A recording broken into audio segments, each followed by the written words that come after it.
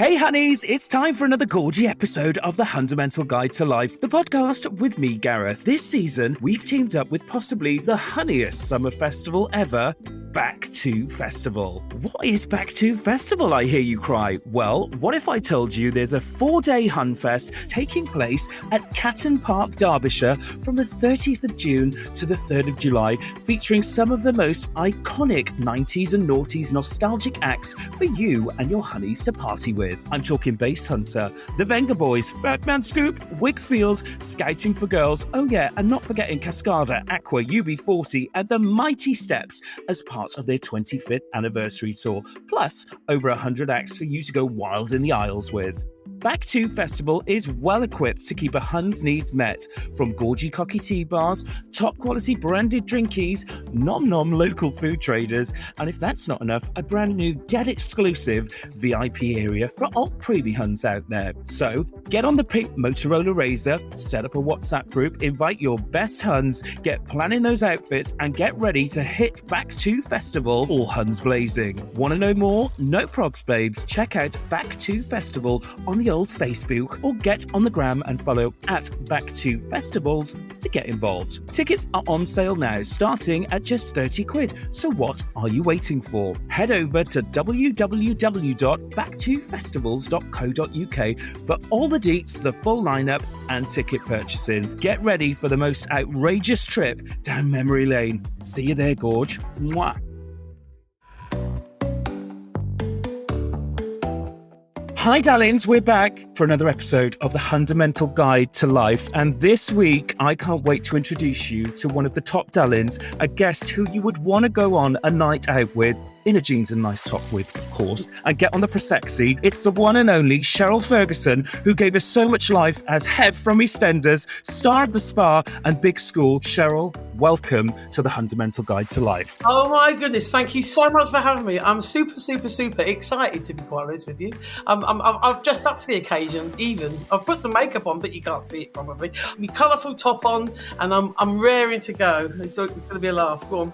You're ready to do some hunting. Now, the question what we want to ask all of our guests, in fact, we ask all of our guests, is what's your interpretation of like Hun culture and being a Hun? Do you get it? Do you understand it? What's your thoughts?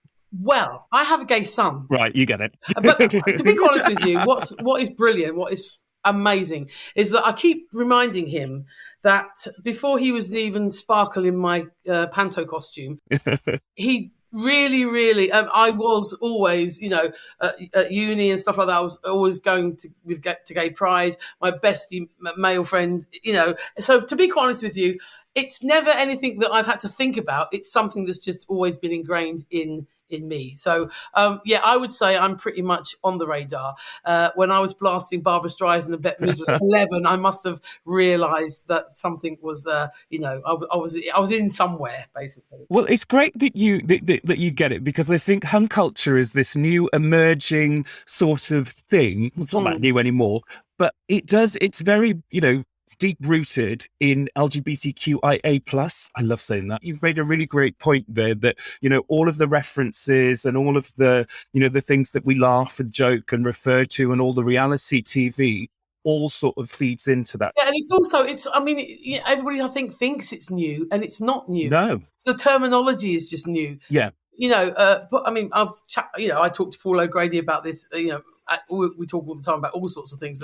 And basically, obviously, all people like himself and, Sir Ian McKellen and everybody who's been, on the Stonewall stuff, this is not new. Yeah. Just, thank goodness, becoming more acceptable. And that is, that's the importance. That's the education. Absolutely. And the fun of it and the reality of it. So to me, it's like, it's not a new thing. It's just new terminology, and we all have to kind of educate ourselves and do it. But it's been for years and years. Do you know what I love about it, Cheryl, is that you are one of the stars of Hun culture, because I know we're going to refer to this throughout the episode and talk about it, because how can we not? Soap matriarchs and female stars of the soaps from the golden years. I say the golden years for me is like the noughties, and you are very much huge part of that. Is that something that you think about? Is it, how does it feel that your character, all these years on, is such a major part of this? Well, to be quite honest with you, I mean, I couldn't get a better pairing than Linda Henry, could I? Yeah. So to be quite honest with you, it was in the making there and then Yeah. in terms of Heaven Shell.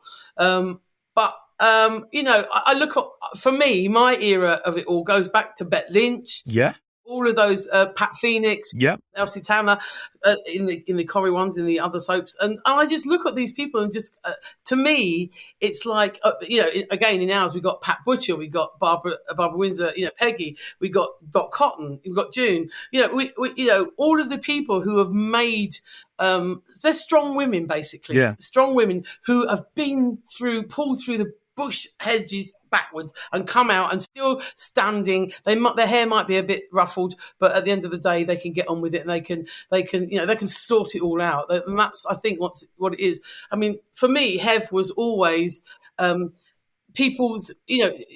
When she was always down on her luck, people kind of felt that, they knew that, because even if they didn't identify with Heather as Cheryl, the Cheryl or Heather, the character, it was things that she'd gone through, things that she was going through that they could identify with. And that's what, for me, it's about strong women, I think, and being surrounded with that. I think you've made a really great point there, how that fits into, this LGBTQIA plus culture. We as a gay guy, I literally live for the strong women in the soaps. You can live vicariously through them. Just remind me, how many years is it since Hev departed? Okay, so I left in 2012, which is quite a long time ago now. 11 years, is it? Something like that?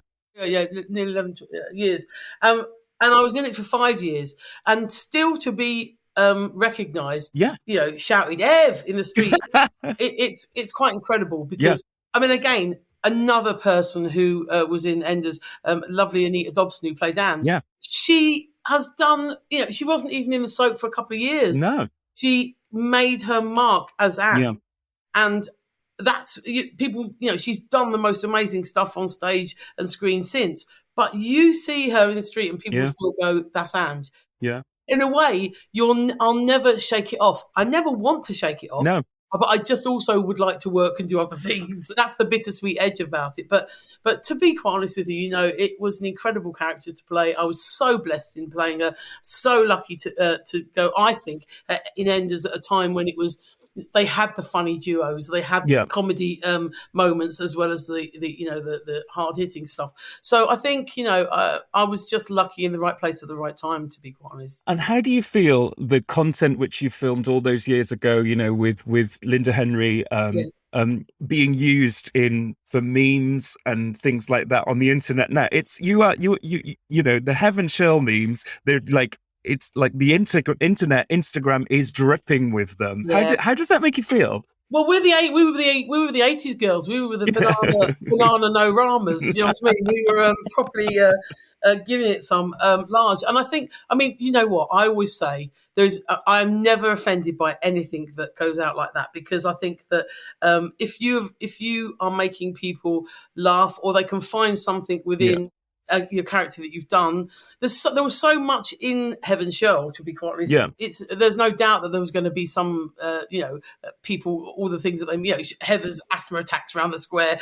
School kids going, "Oh, this is me on a Monday morning when I'm trying to give my homework in." Exactly. Well, that's it. If anybody can identify, and I think this is generally in life anyway, if you can identify with something, a group, a person, anything, that it will give you the confidence to build yourself as a person, because you have a connection with something. So to me, it's, memes are just people's way of expressing what's going on in their minds. And I love that. I love it, because it means I've been accessible to a large group of people. The asthma attack scene it will go on forever. It will go on forever, because there will be something that, it'll die down for a few months, and then something will happen. There'll be a sporting event. There'll be the Olympics. Yeah, a rush of no toilet rolls or something, Exactly. Whatever it's going to be, there'll be something where people are panicking or something's happening. That will always be referred. Yeah, you'll find her running around the square with an asthma pump. It's amazing how from that, relatively short amount of time in the grand scheme of things, 5 years, there's so much content which is going to live on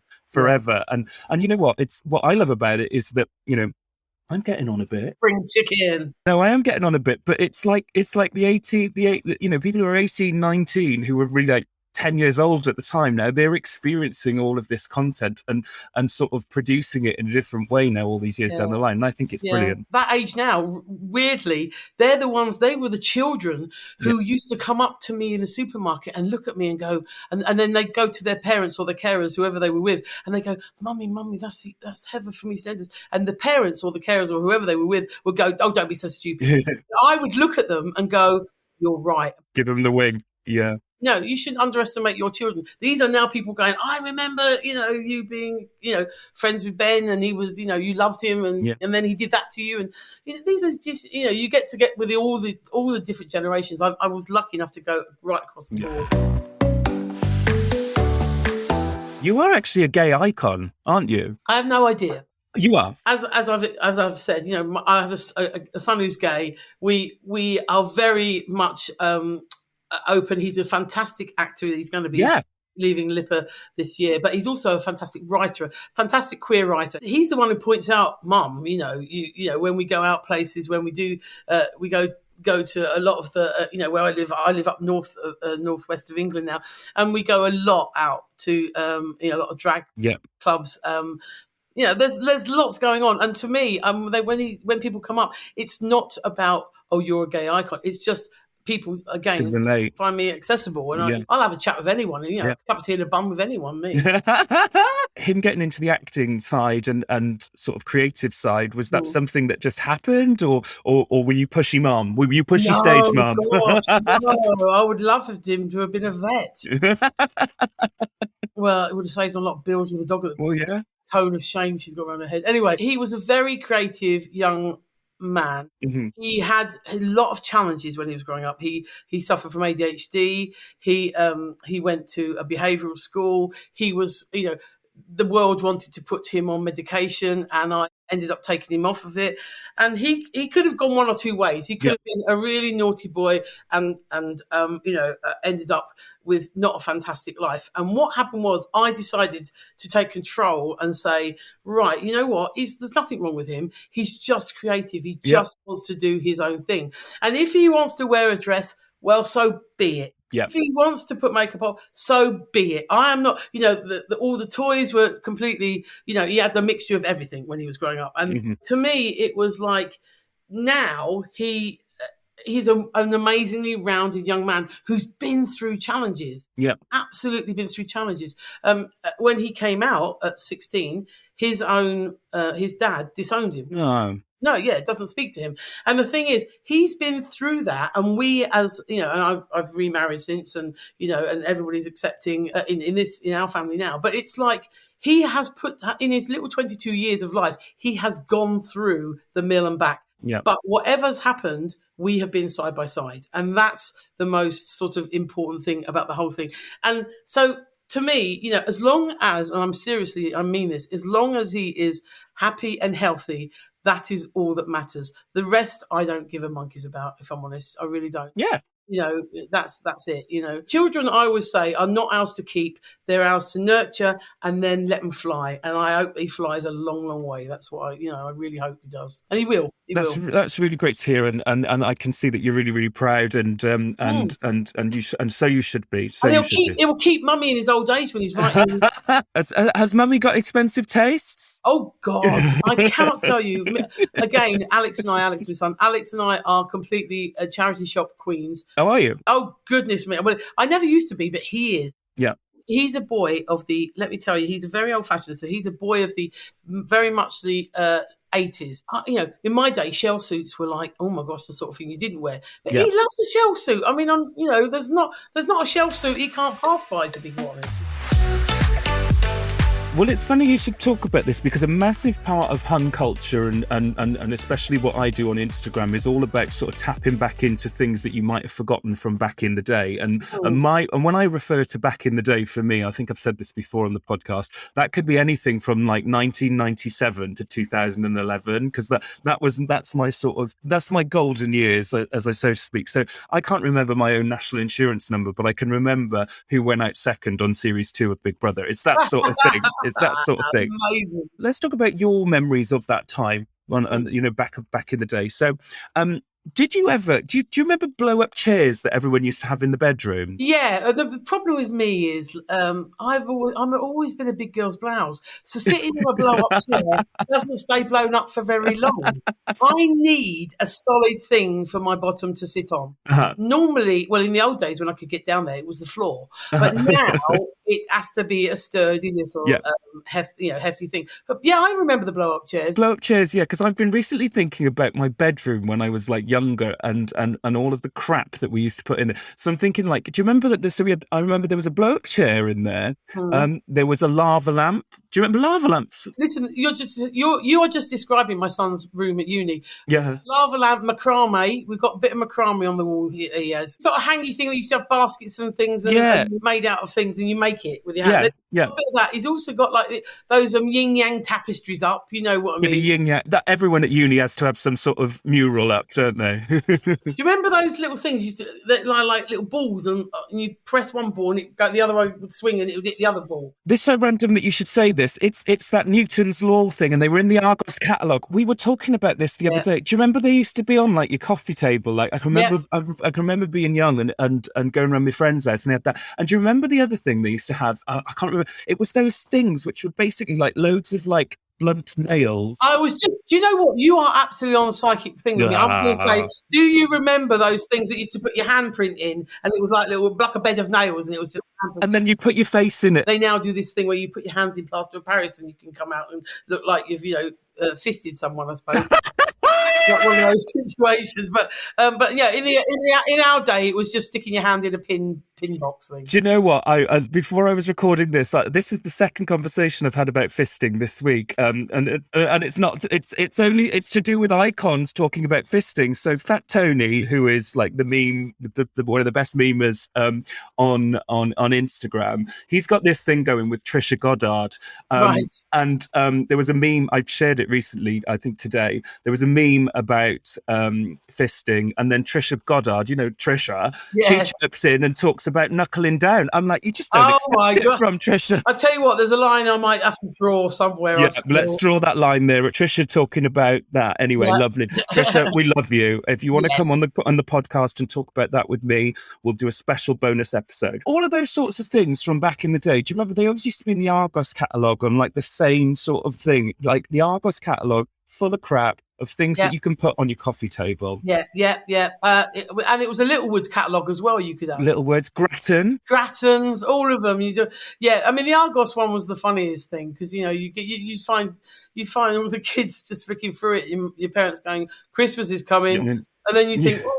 What doesn't Father Christmas bring it? No, Argos brings it. Oh, okay. All right. Do you know what? That's one thing that I feel so bad for the children about today, that they don't get that Argos experience of lying down at the last week of October, circling stuff. Oh, you've got it. Or ripping the pages out. Manifesto boards that you exactly. Ripping the page out and going, I just want that doll that the hair just grows out of and I can cut it. There was one thing, and do you know what? For people listening to the podcast, if anyone can, I've said this in drunken conversations with people so many times and nobody knows what I'm talking about. Does anybody remember the Teddy Ruxpin thing? It was a Teddy Ruxpin Teddy in the Argos catalogue, and I think you put a tape in it and it talked. If anybody knows what I'm talking about, please get in touch because it's really important that I find somebody who knows about this. Are you sure that you weren't you've just thought that up? You made it up. And it's when you were in a drunken stupor and you thought, I'd love to I'm going on Dragon's Den to this thing where a tape goes in a teddy. Do you know what? It could possibly be because it's one of those sort of elephant in the room moments when I'm like, does anyone remember Teddy Ruxpin? And everyone's like, should we just get the Uber and go? Now, Cheryl, let's talk about some of your other iconic appearances on TV because, of course, at Hundsnet, I am obsessed with Big Brother and I'm obsessed with anybody who has gone through the Big Brother experience. And I want to know, Tell us what it was like to be on Celebrity Big Brother. Okay, right. Well, this is how I see it. I think that people who believe that they're going into a house are disillusional. Yeah. It's an IKEA set. Is it really? I was in IKEA last night. It's like I was walking around the store of IKEA and going, oh, that looks nice. Oh, they've done that good.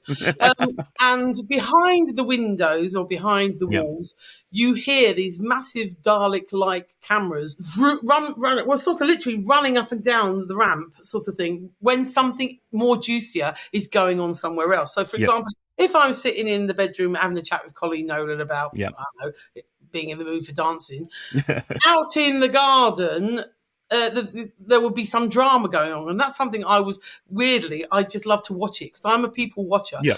For me, it was an ideal situation of going in the summer where there was a swimming pool and just literally watching people behaving badly or funny or all of those things and just being able to sort of look at it and go, wow, sometimes I thank goodness that's not my life. Yeah. And finding friends and, finding friends in there that I'm still very good friends with now. Yeah. Just going, okay, what kind of experience was that?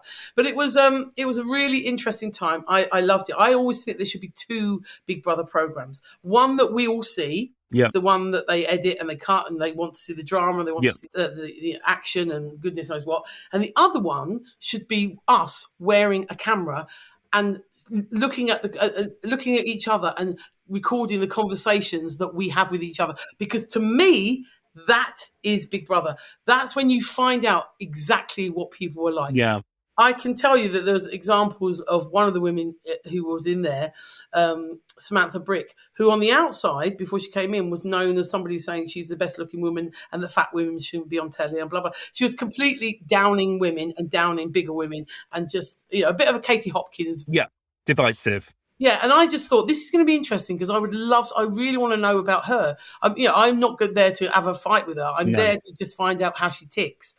And there was so much stuff about her that I just thought, I felt sad for her. I felt very, very sad that in the end, I just kind of said to her, look, you really do need to stop writing this rubbish about women and downing us, and you should be a bit more in solidarity, but also you're very good. Your skills are very good at other things. You were the cook in the house. So do you know what? Write a flipping good cookbook. Yeah. You know what I mean? And get that out there because you're really good at that. The other stuff is not good. And I knew where that come from. I mean, she would have these conversations and it was clear that her family life and her home life wasn't great. And so through, somebody else, she was kind of reflecting what he was saying, and it was just awful stuff, and that I found fascinating. And then, of course, I had the lovely Julian Clary, who I'd been stalking as a person for years. Yeah. I'd seen him when he was younger. I used to go to all these cabarets when he was younger. I loved him. I absolutely loved him. When I heard he was possibly going in the Big Brother house,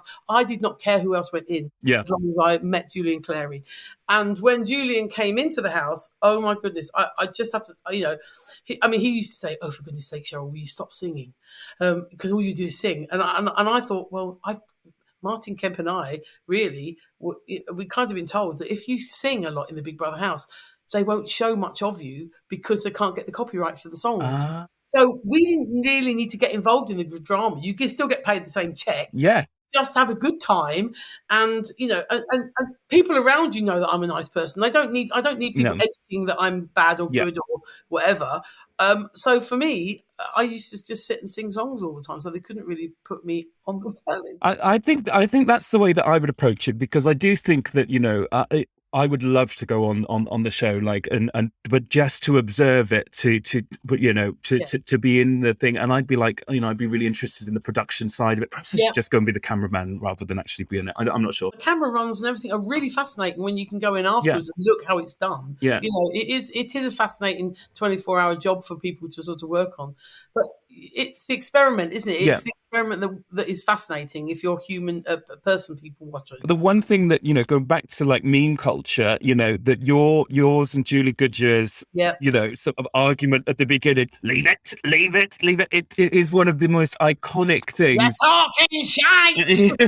Don't talk shite. Get it, got it, good. Got it, good. It's literally something that is something which is going to go on for years and years and years and years. And it's amazing that, like, I suppose when you're in there, I'm guessing it's something that you don't even think about, and then it's just turned into something that that exists so many years down the line. I think it's brilliant. Because it was literally as we were going into the house, it was live. Everything was live. So Julie had gone in first, and then I came in second, and then literally we were called to the diary room, which obviously everybody could see, given earpieces, and told we have to have this argument. Yeah. And when people are coming in, or when they've, and it was just, it was the battle of the soaps. Yeah. And when she threw a drink over me, yes, I couldn't top that. The only thing I could do was cry. And you didn't know the drink was coming, right? No, didn't know anything. No, I mean, we just made it up literally. The whole thing was a made up argument. And what was so, in a way, what was a bit awful was that once that had happened and it had been revealed, and everybody sat round and they said, "Oh, this is a task." You could almost look at see the disappointment on the people's faces at us, as to say, "Oh, we don't know if we know who you are anymore." Yeah. You know what I mean? And that was at the beginning. How long did it go on for, the task? Was it? It went on for the whole of the launch night, yeah. Yeah, whole of the launch night. And then literally I think they got told afterwards. So it went on to whatever it was, and then the show finished, and then they told us to sit around in a circle, and then they revealed it. And I think it went on the next show that it was revealed that we just done the task. But no, it was an amazing. I mean, the thing I was really annoyed about the most, if I'm honest, is that I'd not long got married to my husband now. He's Moroccan, and so he bought me this most amazing, beautiful dress to go into the Big Brother house with, and it had an eye on it, this sort of eye. So it had the eye on it. She's branded. Yeah. And then when I went in there, and then because I didn't know this drink was going over me, and I was so pissed off. Excuse me, I'm allowed to. We've talked about fisting. I think you can say pissed off. She threw a drink over my dress. That was the most annoying bit of the whole night. I was thinking, do you realise how much this costs? My husband, it kind of a bit of reality hit me then that she'd done sort of that. But it was it was an amazing time to have gone in there, and like I said, for me, it was a fantastic people watching experience. Hold up, we'll be back with our gorgy guest right after this. Thank you for supporting Hunsnet on Instagram and loyally listening to this podcast, The Hundamental Guide to Life. Now, the Instagram and the podcast will always be totally free to you, babes, and you will never have to dip into that prosexy pot to carry on consuming the Hunsnet content that you enjoy. But we know that some of you would love more content, and to facilitate this, you can now go behind the curtain and support Hunsnet on Patreon. For as little as the cost of your morning cup of coffee, you can get exclusive access to so much more Hunsnet content, exclusive discounts, offers, and even get the podcast in video form and ad-free. Get involved now, babes. www.patreon.com/Hunsnet. Hun supporting Huns, honey. One of the other iconic moments on TV that I associate with you is your appearance on Celebrity Mastermind. For anybody who's not watched it, do you want to tell everybody what your specialist subject was? Oh, well, I really maybe should tell you previous. Well, okay, my specialist subject was the life and times of Elton John. Now, I got given this subject. Uh-huh. I never chose it. Okay. Because the person I wanted to do, I wasn't allowed to do anybody on TV or film. So I thought, I'll do music because I love music. So I said, I'd like to do the life and times of George Michael, please. They went, no, sorry, you can't. It's just been done. I went, all right, then I'd like to do the life and times of Donny Osmond because I used to be a very Osmonds fan when I was little. And they went, no, you can't. I went, and I was getting ready to do panto at the time. And I said, listen, just give me somebody. Anybody. And then they went, would you do Lifetimes of Sir Elton John? And I went, Yes, I'll do that. And then I thought to myself, what do I know about Elton John other than that he spends a lot of money on flowers and that he's sung all these songs, and so I had to do a little bit of research into the young man, but and it was it's quite fascinating, and it was obviously before the time of Rocket Man coming out, so I didn't have anything to watch as such, but. I didn't do too brilliantly. I only agreed to do it because I wanted to sit in the chair and listen to the music. Well, yeah, it's ticking off that another iconic show that you've been on. Is there a reality show? Because you've done some other reality stuff as well. Is there a reality show that you would love to do? Yeah, I've desperately wanted to the whole of my life, even pre Big Brother. I wanted to do the Jungle. The Jungle was my main thing I wanted to do. But unfortunately, and I don't know if any of your listeners will know this, but if you've done Big Brother, you cannot go into the Jungle. But if you've done the Jungle, you can go into Big Brother. So if you look, there are people who have not been in the Jungle who have only been in Big Brother, and you think, well, that person, examples, Colleen Nolan, example, people who have not been in the Jungle because we were in Big Brother first. That for some reason ITV will not let you do. They think it's too near it being. Now, to me, I think it's silly. A, Big Brother's been off for a long time, and B, I have got a fantastic. I have got a plan. I have got the most amazing game plan if I go into the Jungle, because and it involves food, lots of food. But you're not going to reveal plan. Well, I could, but then you would know. And then if I got it, but it doesn't really matter. I mean, to be honest, what I would do, I would go into the bush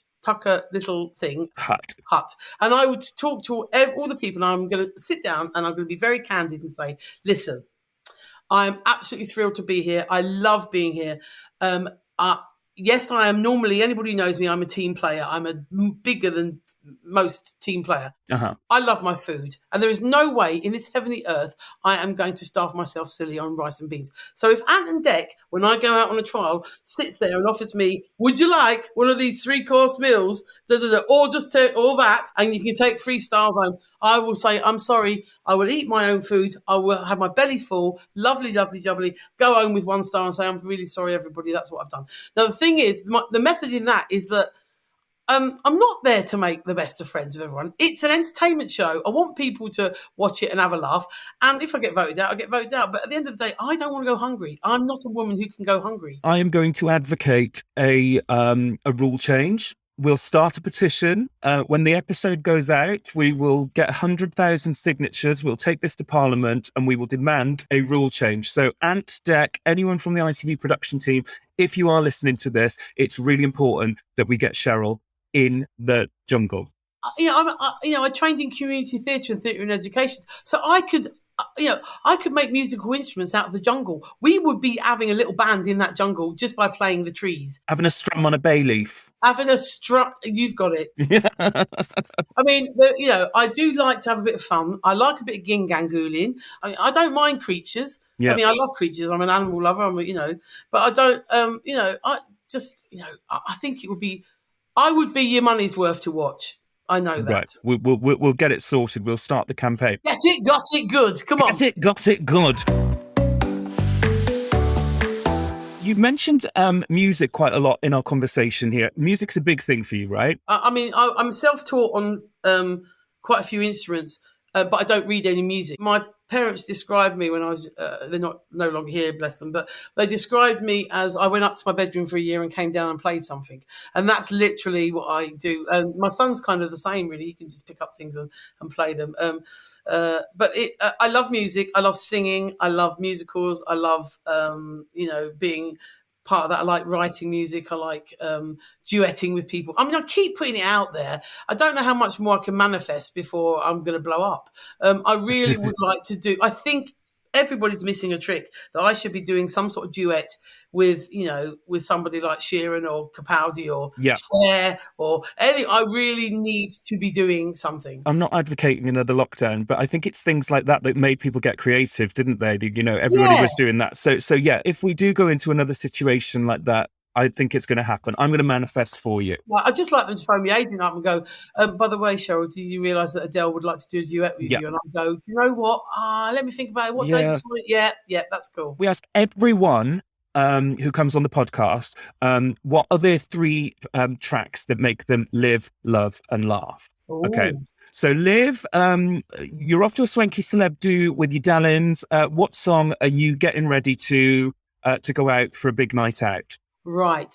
Oh gosh, there's so many, isn't there? I think I have to. I think the one that I will live and probably have at my funeral, because it is Shaka Khan's "Ain't Nobody." Ain't Nobody. Perfect. That is going to go on the Hunsnet playlist. Right. Okay. The next one is Love. So it's something that either puts you in the mood for love, or makes you think of love, or reminds you of somebody that you love, or anything to do with love. One is Always and Forever. Always and Forever. Yeah, which is, I've got the lovely Luther Vandross singing it, which is amazing, which I love. But my husband, who really, as I said, is Moroccan and comes from a different culture, he chose for our first dance in Morocco, When I Need You. When I Need You. Leo Sayer? Yeah, well, I think he picked the Slondon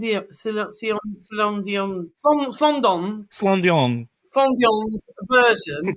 Yeah, I think he picked that one. But so I'm going to sort of go with that for him. When I Need You, Slondon. Slondon, by Slondon. She will always be known as Slondon. And finally, your last song, something that makes you laugh or thinks you have a really funny situation. Well, this really annoys me because every time I get on a plane to go with my husband or to go and see my husband's family, he lives near Agadir, and all I hear is a group of people singing Agadoo, and it gets right on my nellies. I'm telling you that absolutely now, I want to just sedate them all. Yes, that's what I want to do. Good. The Black Lace Classic. That's what. Yes. So it's not really makes me laugh. It It's a silly song. I thought when you said "get on a plane," I thought it was you were going to run about Jess Glynn. You know that song, "Darling, hold my hand." Oh, I see. No, no. This is something that riles me. I can't. I think if I'm thinking of see, this is really why it come into my head just now. I'm thinking of the one that is the laughing policeman. I have no idea why that's coming to me. I think it's because I live near Blackpool and they've got one of them at the Pleasure Beach. I think it makes you laugh. Anyway, Blackpool is Hun Central. Love it. Trust me, I'm in Sapphires every other weekend. The final thing we want to ask you is every week on the podcast, we get to induct somebody into the Royal Hun Hall of Fame. And it's somebody who you can crown as iconic as the Hunsnet Royal Hunness. Now, it can be anyone who you want. It can be a celebrity. It can be somebody iconic. It can be thing, but we are going to induct them into the Royal Hun Hall of Fame. Okay. Well, this person, I think, there are so many. There are absolutely so many. But I really believe this person should be a dame. And she's not. And I really hope that she gets one. And that is June Brown. She is iconic. She's amazing. Her and Ethel were the two Huns of the day. They were the original cheeky girls. They were absolutely cheeky girls with their extra little willy. And I think, June is has been such an underrated actress. Out of all the many, many, many, many people that I could pick, and there are so many, my vote goes to June. I can guarantee you that there is not one listener who would disagree with you. We absolute stan June Brown. Dot Cotton memes will live on forever.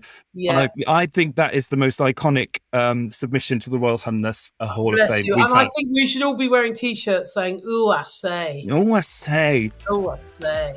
Cheryl, it's been so fabulous. It has been iconic for the last couple of weeks when I've been saying, oh, we're recording season 2, and they say, who you are, who have you got on? And I said, da, da, da, da, da, and I go, Cheryl Fergison, and everybody's been like, what? Oh, that's so honestly, cool. Honestly, it's been, thank you for sharing all of your anecdotes. Thank you for giving us the exclusive. Listen, you're welcome, and thanks for having me, and just keep doing this because we need to, we need to have this kind of thing out and about and loud and proud. Basically, that's what we need to be. Cheryl Fergison, the iconic Cheryl Fergison. We are out of here. Thanks for joining us. See you soon. Bye. Bye. Well, that's it. Another episode of the Hundamental Guide to Life is over. But before you go, have you checked out the brand new Hunsnet website, www.hunsnet.com, our brand new home on the Tinterweb?